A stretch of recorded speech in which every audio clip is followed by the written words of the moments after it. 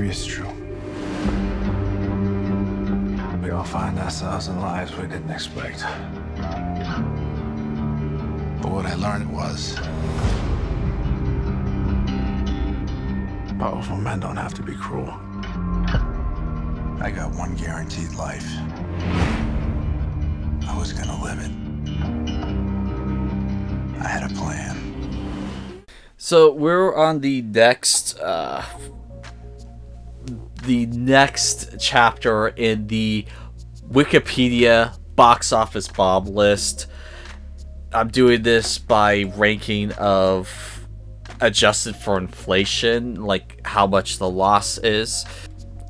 And so kind of how I'm doing it is it started off at 124 movies, and of course 3 movies have been added into the list. If I pass the point it's added, I will not review it. But if it happens before I get to that point, so let's say I'm at 77 and a new box office bomb happens that puts it in the 50 spot, I will review it. And I'll review the thing that got pushed back, like 1, because I was currently working on it. But anything that gets added on behind, I will not review, because then I'm going to be just doing this list forever. I also refuse the right to walk out of a movie if it's just truly terrible. Now, another stipulation is I have to try and watch every single movie on this list. I can't just say, oh yeah, I've never seen Cats, it sucks. Like, I have to try and watch it and determine if it deserved to be a box office bomb.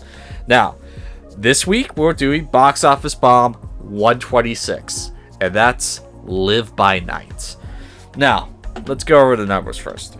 So, this is a 1930s sort of 1920s period piece mob movie directed by Ben Affleck, and it had a budget of $90 million, which, just looking at this movie, I am impressed that they made this movie for $90 million. Like, holy shit, period pieces are not cheap.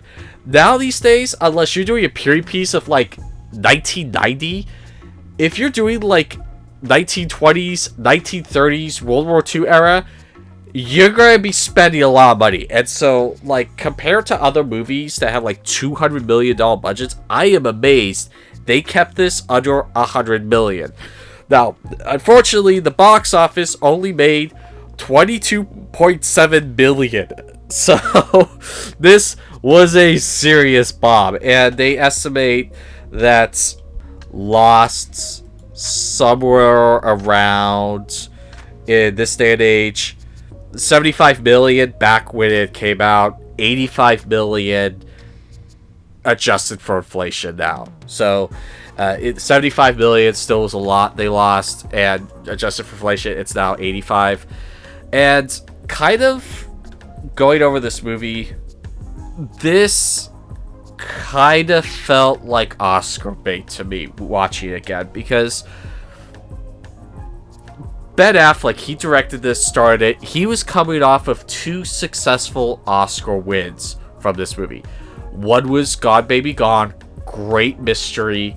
I recommend you try it out. And then the other one was Argo, which won Best Picture. I recommend you check that movie out. Great movie. And so, coming off of those 2 movies, it's like, I feel like Ben Affleck was kind of going on like an Oscar high. It's like, alright, I'm going to do another movie intended to win Oscars. And he probably went to someone, it's like, quick, what would be a good movie to win me more Oscars?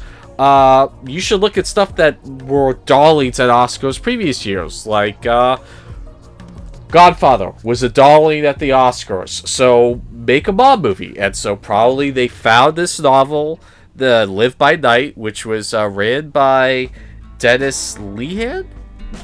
And it's like, okay, let's adapt this to a novel.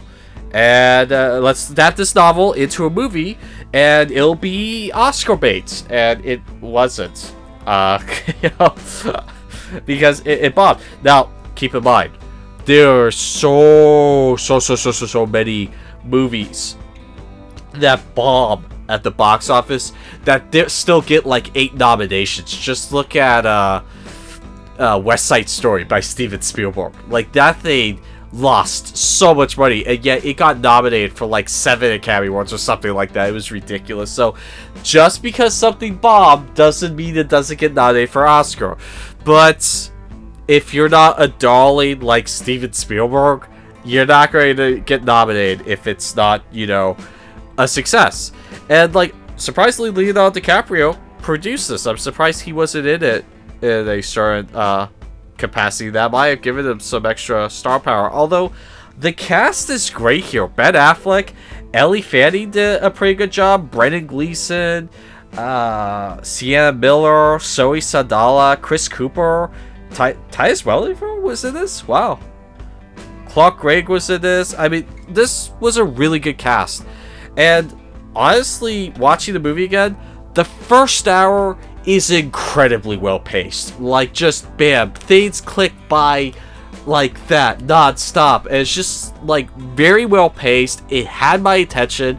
And then the second hour really slowed down. It just really like came to a halting stop and just like and then just like dragged along until the third act, the like third like shootout kind of thing. There's a shootout in the third act, and that was pretty good.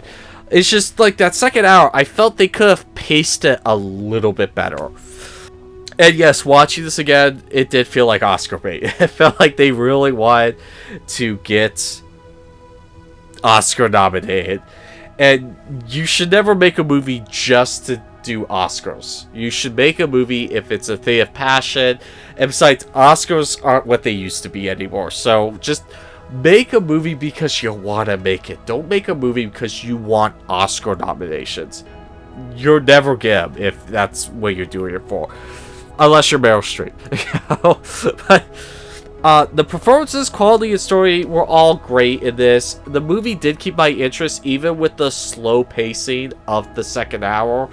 And overall, I don't feel like this movie deserved to be a bomb. I don't think it deserved to win any awards or Oscars. But if you're looking for a good gangster movie, wanna be impressed that they made a period piece for like $90 million, which is impressive if you know how much a period piece usually costs, then yeah, try Live by Night. It is a mob movie, and it does get slow in the second hour, so you need to be aware of that.